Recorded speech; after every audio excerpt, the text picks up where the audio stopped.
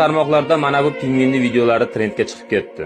Ya'ni bir pingvin koloniyasidan ajragan holatda tog'lar tomon harakatni boshlaydi. Tog'larda hech qanaqa ovqat yo'q, hayot yo'q, suv yo'q, o'lim muqarrar.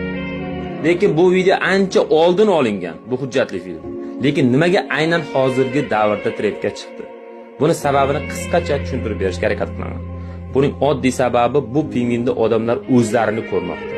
Ya'ni nihilizm, ya'ni hayotda hech qanaqa ma'no yo'q. Yillar, oylar, haftalar, kunlar xuddi bir xildek o'tyapti.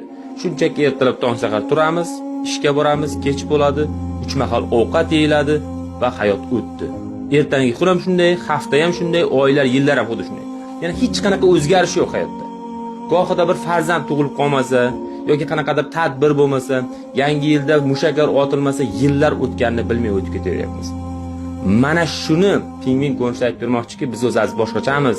Bizni ichimizda aytadigan so'zlarimiz bor edi. Faqat biz buni ayta olmadik. Kimdir mexanik bo'lmoqchi edi, kimdir olim, kimdir fazogir bo'lmoqchi edi, kimdir juda mashhur inson bo'lmoqchi edi, lekin bo'la olmadi. Internetda ko'rib, mana shuni qalbidan o'tkazgan holatda mana shu pingvinni videolarini trendga chiqarmoqda. Bu meni versiyam. Sizning versiyangiz qanday? Kommentariyaga yozib qoldiring.